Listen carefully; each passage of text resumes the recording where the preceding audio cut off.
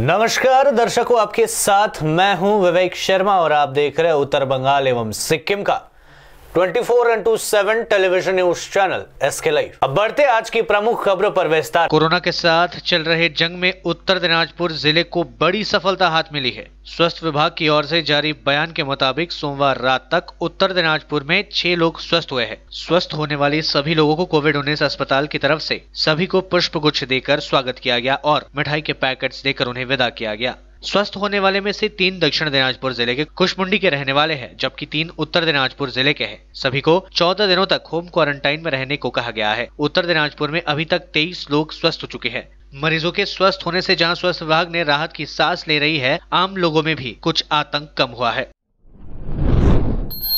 भारत में corona virus के संक्रमितों की संख्या 1.45 लाख के पार पहुंची। देश में 80,722 एक्टिव केसेस। जानलेवा महामारी से अब तक 60,490 लोग हुए स्वस्थ। देश में कोरोना वायरस से संक्रमितों की संख्या बढ़कर 1.45 लाख को पार कर गई है। इसमें से 80,722 एक्टिव मामले हैं और अब तक 60,490 लोग स्वस्थ हो चुके हैं, जबकि 4,167 लोगों की मौतें हो चुकी है। पिछले 24 घंटे में कोरोना वायरस के 6,535 नए मामले सामने आए हैं और 146 लोगों की मौतें हुई है। राजस्थान में आज कोरोना वायरस के 76 नए पॉजिटिव मामले सामने आए। अब राज्य में पॉजिटिव मामलों की कुल संख्या 7,376 हो गई है। वर्ल्ड हेल्थ ऑर्गेनाइजेशन यानी WHO ने दुनिया भर में हाइड्रोक्सीक्लोरोक्विन के ट्रायल पर लगाई अस्थायी रोक।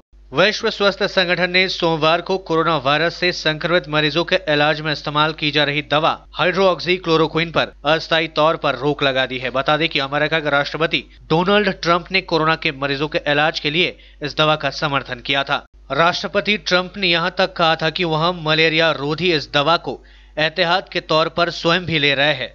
बहरहाल इस संबंध में WHO के महानिदेशक ने पत्रकार वार्ता में बताया कि हाइड्रोक्सीक्लोरोक्विन पर अस्थायी रोक लगाई गई है। डेटा सुरक्षा निगरानी बोर्ड की ओर से इससे संबंधित अब तक प्राप्त हुए आंकड़ों के विश्लेषण और समीक्षा की जा रही है। WHO के महानिदेशक ने कहा कि पिछले सप्ताह लैंसेट में प्रकाशित एक शोध में यह बात सामने आई कि जो लोग हाइड्रोक्सीक्लोरोक्विन दवाई ले रहे थे, उनमें हृदय संबंधी बीमारियों का खतरा है और यहाँ तक कि मृत्यु होने की आशंका बढ़ गई थी। यही वजह है कि वैश्विक स्तर पर दवा के इस्तेमाल पर फिलहाल अस्थायी रोक लगा दी गई है। कोरोना संक्रमण के चलते जारी लॉकडाउन ने दार्जिलिंग पहाड़ के पर्यटन व्यवसाय को काफी नुकसान पहुंचाया है। स्वास्थ्य से बढ़कर दूसरा कुछ भी नहीं है। यद्यपि पर्यटन से जुड़े पहाड़ के हजारों लोग रोजगार विहीन हुए हैं। विश्व प्रख्यात दार्जिलिंग का पर्यटन इतिहास में अलग सा नाम है और यहां आने वाले लाखों सैलानियां लॉकडाउन से विमुख होना पड़ा है। पारंपरिक पर्यटन व्यवसाय के अलावा दार्जिलिंग पहाड़ में ग्रामीण पर्यटन को बढ़ावा देने के लिए गांव बस्ती में होम स्टे का परिचालन भी हो रही है। प्रत्येक साल के मार्च, अप्रैल और मई महीने में दार्जिलिंग पहाड़ में पर्यटकों का तांता लगातार रहता है, लेकिन इस बार कोरोना वायरस के संक्रमण के चलते व्यवसाय में पानी फिर गया है। हिल स्टेशन मिरिक में भी 15 से ज्यादा होम स्टे है, जहां सैलानियां ग्रामीण परिवेश में जीवन बिताना चाहते हैं। इस मौसम में होम स्टे में रहने के लिए 2 महीने पहले ही बुकिंग हो जाती थी, मगर होम स्टे संचालकों को इस बार लॉकडाउन के कारण अग्रिम बुकिंग का पैसा लौटाना पड़ रहा है। यहाँ के सबसे प्रख्यात और दार्जिलिंग हिल्स में एक नमूना के रूप में परिचित मिरिक से 5 किलोमीटर दूर राभांग नदी के किनारे प्रकृति के वृक्ष स्थल पर बसा रमणीय रांगभांग होमस्टे हाल ही में वैसा ही है। रांगभांग होमस्टे संचालक रमेश राय ने बताया कि इस मौसम में यहां काफी भीड़ जमता था। अग्रिम बुकिंग के चलते इस माह में संतोषजनक कमाई भी होती थी। यहां आने वाले सैलानियों को होमस्टे का अपना बागान में उत्पादित जैविक साग सब्जियां और अन्य खाद्य सामग्री की व्यवस्था की जाती थी। लेकिन लॉकडाउन की घोषणा के बाद से तो अग्रिम बुकिंग किए हुए 1 लाख से ज्यादा रुपए वापस करना पड़ा है। होमस्टे के सभी कमरों में ताला लगा हुआ है, मूल गेट भी बंद है। होमस्टे परिसर में सभी प्रकार के साग सब्जियां उपजनी की गई है ताकि सैलानियों को परोसा जा सके। इस बीच राभांग होमस्टे के संचालक रमेश राय ने उम्मीद जताई है कि लॉकडाउन खुलने के बाद उनका व्यवसाय फिर से पटरी पर लौटेगा। इस बीच उन्होंने बताया कि अगर होमस्टे का व्यवसाय ठप हो जाता है तो अब दूसरा विकल्प तलाशने के लिए उनको मजबूर होना पड़ेगा। होमस्टे के संचालक ने बताया कि उन्होंने बिना किसी के सहयोग व सरकारी सहयोग से ही अपने बलबूते पर इस होमस्टे का संचालन करते आ रहे हैं। अहिलेसम्म पनि मेरो अब कन्स्ट्रक्सन चाहिँ चल्दै थियो। अब हामी यसो कमानमा बसोबासो गरेको, यसमा अब कुनै गभर्नमेन्टबाट हामीले सहुलियतहरू पाएको छैनौँ।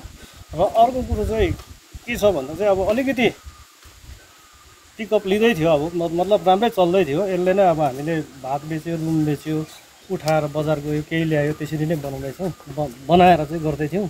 र पनि अब त्यो हाम्रो जम्मा भएको पैसा चाहिँ अब छैन अहिलेसम्म चाहिँ। तपाईँको अब उतै लोन सोन गरेर चाहिँ गरेको होइन मैले। र पनि अब यो एउटा यो महामारीले चाहिँ अलिकति लस्टमै परिरहेको छ यो सिजनमा है। तर कतिजना जस्तो पर्यटकलाई तपाईँ राख्ने क्षमता राख्नुहुन्छ यहाँ?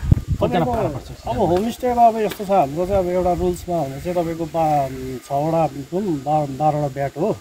तर यहाँ चाहिँ के छ भने मेरो अब 7वटा रुम छ, मेरो 12वटा बेड पुग्दैन, 9वटा बेड पुग्छ है। अब मेरोमा तपाईँको 18 जना चाहिँ बस्ने थियो।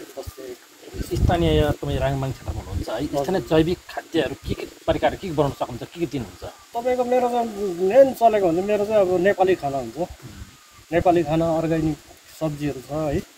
मेरो प्रायः चाहिँ सबै अर्ग्यानिकै चल्छ। तपाईँको यहाँको लोकल कुखुरा, यहाँकै अब माछा चलाउँछौँ। कोरोना संकट के बीच कुछ अलग तरीके से मोदी सरकार मनाएगी अपनी सालगिरह। महामारी के बीच अपने दूसरे कार्यकाल का पहला साल पूरे होने पर करेगी digital rally. Bharatiya Janata party Modi सरकार के दूसरे कार्यकाल की पहली बरसी डिजिटल माध्यम से मनाएगी। सरकार की उपलब्धियां गिनाने के लिए देश भर में वर्चुअल रैली और प्रेस कॉन्फ्रेंस की जाएगी। पार्टी ने तय किया है कि कोरोना महामारी के कारण कोई सार्वजनिक कार्यक्रम नहीं होंगे। प्रधानमंत्री मोदी ने पिछले साल 30 मई को दूसरी बार प्रधानमंत्री पद की शपथ ली थी। हर रैली में कम से कम 750 लोग शामिल होंगे। राज्य इकाइयों और अन्य भाजपा कार्यकर्ताओं को भेजी चिट्ठी में पार्टी के जनरल सेक्रेटरी अरुण सिंह ने लिखा है कि सभी बड़े राज्यों की इकाइयां कम से कम 2 और छोटे राज्य की इकाइयां कम से कम 1 वर्चुअल रैली करेंगी। इस रैली में कम से कम 750 लोग शामिल होने चाहिए। देश भर में 1000 से ज्यादा ऑनलाइन कॉन्फ्रेंस भी की जाएगी। दुनिया में कोरोना वायरस से अब तक 55.87 लाख लोग हो चुके हैं संक्रमित। 3.47 लाख लोगों की जा चुकी है जान। दुनिया में अब तक 55,87,129 लोग संक्रमित है। 30,65,645 लोग ठीक हो चुके हैं। मौतों का आंकड़ा 3,47,861 हो गया है। स्पेन की सरकार विदेशी पर्यटकों को जुलाई से देश में आने की अनुमति दे सकती है। उन्हें अब 14 दिनों की अनिवार्य क्वारंटाइन में नहीं रहना पड़ेगा। स्पेन में हर साल करीब 8 करोड़ पर्यटक आते हैं। देश में अब तक 2.82 लाख लोग संक्रमित हो चुके हैं, जबकि 26,000 से ज्यादा लोगों की मौतें हो चुकी है। अमेरिका में हर दिन में होने वाली मौतों में कमी आ रही है। जॉन हॉपकिंस यूनिवर्सिटी के मुताबिक सोमवार को यहां 532 लोगों की मौतें हुई। देश में अब तक मरने वालों का आंकड़ा 99,805 हो चुकी है। वहीं एक दिन में करीब 19,000 नए मामले सामने आए हैं। इसके साथ ही संक्रमण का आंकड़ा 17,06,226 हो गया है। लेते छोटा सा ब्रेक, फिर मिलेंगे ब्रेक के बाद। 100% आयुर्वेदिक दमादमन किट प्राप्त करें और अपने फेफड़ों को बिना किसी दुष्प्रभाव के घातक वायरस से लड़ने की शक्ति बढ़ाएं। फेफड़ों की ताकत बढ़ाने और साथ ही साथ एलर्जी, खांसी या फिर ब्रोंकाइटिस और अस्थमा जैसी बीमारियों से भी लड़ने के लिए राहत देती है दमादमन किट। इस किट में आप पाएंगे दमादमन सिरप, दमादमन चूर्ण, दमादमन हर्बराज हर्बल टी, जिसका मूल्य है 750 और आपको देने हैं सिर्फ 700 रुपए। Contact number 8597738095। आपके विजुअल एडवर्टीजमेंट के लिए एसके लाइव ही बेस्ट ऑप्शन है। एसके लाइव का इस क्षेत्र में 24 घंटा टेलीविजन, एंड्रॉइड ऐप और वेबसाइट पर प्रसारण होता है। सोशल मीडिया पर भी हम उपलब्ध हैं। हमारी व्यूवरशिप 9 लाख से अधिक है। सिक्किम, हैथवे और NXT डिजिटल पर, दार्जिलिंग और कालिम्पोंग में दोनों हैथवे और CCN सेटअप बॉक्स पर, इस्लामपुर से लेके मैनागुड़ी हैथवे पर, सिटी केबल पर सिलीगुड़ी और आसपास, नक्सलबाड़ी से पानी टंकी तक NXT डिजिटल में। तो सोचिए नहीं, कॉल करें 7908554308। ब्रेक के बाद आपका फिर से स्वागत है। बढ़ते हैं खबरों की तरफ। भारी बारिश के चलते कालचिनी के विभिन्न इलाके जलमग्न। लगातार बारिश हुआ बदहाल जल निकासी व्यवस्था के कारण अलीपुरद्वार जिले के कालचिनी के विभिन्न इलाके भारी बारिश के समय जलमग्न हो जाते हैं। इलाके में जल जमाव से लोगों को काफी दिक्कतों का सामना करना पड़ता है। भारी बारिश के चलते कालचिनी नीमती मोड़ इलाका जलमग्न हो गया है। मुख्य सड़क पर घुटने भर पानी जम जाने से लोगों को आने जाने में काफी दिक्कतों का सामना करना पड़ रहा है। पश्चिम बंगाल में कोरोना संक्रमितों की संख्या हुई 3,816, 6 नई मौतें, 206 हुई मृतकों की संख्या। पश्चिम बंगाल में सोमवार को कोविड-19 से 6 और लोगों की मौतें हुई है, जिससे मृतकों की संख्या 206 पहुंच गई है। वहीं राज्य में कोरोना वायरस के 149 नए मामले सामने आए हैं। स्वास्थ्य विभाग की तरफ से जारी मेडिकल बुलेटिन के अनुसार यहां बताया गया कि कोरोना वायरस से हुई 6 लोगों की मौतें में 4 महानगर से है और एक मामला उत्तर 24 परगना और हावड़ा जिले से है। राज्य में कोविड-19 से 149 नए मामले सामने आए हैं, जिससे राज्य में कुल मामलों की संख्या 3,816 हो गए हैं। इनमें 2,123 सक्रिय मामले हैं।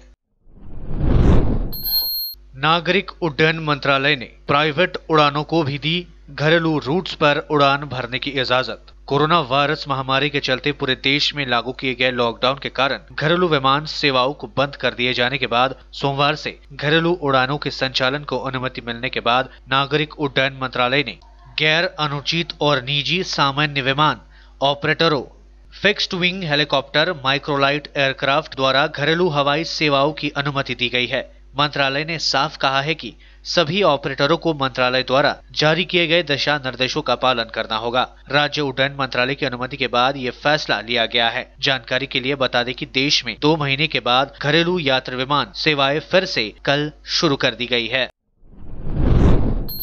हेल्पिंग हैंड्स नामक समाजसेवी संस्था की ओर से लॉकडाउन के बीच गरीब और असहाय लोगों को खाद्य सामग्री प्रदान की गई। संस्था के सदस्यों ने बताया कि शहर शर्मा मोड़ में सोशल डिस्टेंसिंग का पालन करते हुए करीब 300 गरीब और जरूरतमंद लोगों के बीच खाद्य सामग्रियों का वितरण किया गया। इस बीच संस्था के सदस्यों ने बताया कि वे यह मानवीय कार्य लगातार करते रहेंगे। এদের পক্ষ থেকে আজকে সমস্ত দুস্থ পরিবারদের এখানে 300 থেকে 350 পরিবার আছে যাদেরকে র মেটেরিয়ালস খাবার দেওয়া হচ্ছে, যেমন চাল, ডাল, আটা, সাবুন, সোয়াবিন, বিস্কুট, মুড়ি, সরষের তেল, লবণ ইত্যাদি দেওয়া হচ্ছে। सांप पकड़ने के दौरान मिले 30 अंडे, 2 महीने बाद अंडों से निकले बच्चे, जलपाईगुड़ी के सर्प विशेषज्ञ का कारनामा। करीब 2 महीने पहले सांप पकड़ने गए जलपाईगुड़ी के मासकलाई बाड़ी निवासी पर्यावरणविद विश्वजीत दास चौधरी को सांप के 30 अंडे मिले थे। उन्होंने सांप के इन अंडों को बड़ी ही सावधानी से उठाकर अपने साथ ले गए थे। लगभग 2 महीने के बाद इन अंडों में से सांप के बच्चों ने जन्म दिया। सांप के इन बच्चों को जंगल में छोड़ दिया गया। करीब 2 महीने के इंतजार के बाद इन अंडों में से सांप के बच्चे निकलने से सर्प विशेषज्ञ विश्वजीत दास चौधरी काफी खुश है। उन्होंने कहा कि अक्सर सांप पकड़ने जाने के दौरान उन्हें सांप के अंडे भी मिलते हैं, जिन्हें वे काफी सावधानी के साथ अपने साथ ले आते हैं। उन्होंने कहा 2 महीने पहले जब वे सांप पकड़ने के लिए गए थे तो उन्हें सांप के 30 अंडे मिले। सांप के इन अंडों को उन्होंने सावधानी से अपने साथ ले गए और उन्हें एक स्थान पर रख दिया। सांप के 30 अंडों में से 27 बच्चे पैदा हुए। उन सभी को जंगल में छोड़ दिया जाएगा। उन्होंने कहा कि पृथ्वी पर जितने भी जीव जंतु है सबका अस्तित्व बरकरार रहना आवश्यक है। इससे प्रकृति का संतुलन बना रहता है। ঘটনা হচ্ছে প্রতি বছরই আমি রেস্কিউগুলো যখন করি তো এই সিজনে প্রতি বছর গরমের সময় কিছু না কিছু ডিম হয়তো কোনো সময় পাই, কোনো সময় ফরেস্ট ডিপার্টমেন্টে গিয়ে জমা দিয়ে আসি। তো এবারও আমি কিছু রেখেছিলাম ডিম, সেটা 25শে মার্চ পেয়েছিলাম। 2 মাস অপেক্ষা করার পরে সেই বাচ্চাগুলো আজকে হলো। হওয়ার পর আমি বন দপ্তরকে জানিয়ে দিয়েছি এবং এরা যেহেতু এই সাপগুলো যেহেতু জলজ সাপ, সেই জন্য একটা জলের এরিয়া কোনো একটা জলাশয় দেখে আশেপাশে এই সাপগুলোকে এখনই ছাড়া হবে। সাপটা হচ্ছে জল ঢোড়া সাপ আর কি, বাংলায় যেটাকে নাম বলা হয় চেকার কিল ব্যাগ, ইংরেজিতে বলে। তো এই সাপটা আর কিছুক্ষণ বাদে আর কি ছেড়ে দেওয়া হয়। 30-35টা মতো ডিম ছিল, তার মধ্যে 27-28টা বাচ্চা হয়েছে। महाराष्ट्र में एक बार फिर से दिख रहा है गठबंधन सरकार पर खतरा। भाजपा ने राष्ट्रपति शासन लगाने की मांग। कोरोना संकट के बीच एक बार फिर महाराष्ट्र सरकार पर संकट के बादल मंडराने लगे हैं। एनसीपी प्रमुख शरद पवार और भाजपा के वरिष्ठ नेता नारायण राणे ने राज्यपाल से अलग अलग मुलाकात के बाद सियासी सरगर्मी और तेज हो गई है। राज्य में कोरोना वायरस के मरीजों की संख्या में लगातार इजाफा हो रहा है। देश की आर्थिक राजधानी मुंबई वायरस का हॉटस्पॉट बन गया है। इसे लेकर भाजपा ने राज्य में राष्ट्रपति शासन लगाने की मांग की है। कांग्रेस का कहना है कि भाजपा से सत्ता से बाहर होने का बर्दाश्त नहीं हो रहा है। इस बीच पूर्व मुख्यमंत्री और भाजपा नेता नारायण राणे ने राज्यपाल से मुलाकात कर सेना बुलाने की मांग की है। वहीं शिवसेना सांसद संजय राउत का कहना है कि सरकार मजबूत है और चिंता की कोई बात नहीं है। तो आज के लिए बस इतना ही और मुझे दीजिए इजाजत और देखते रहिए SK लाइव, आपका समय आपकी खबर। धन्यवाद।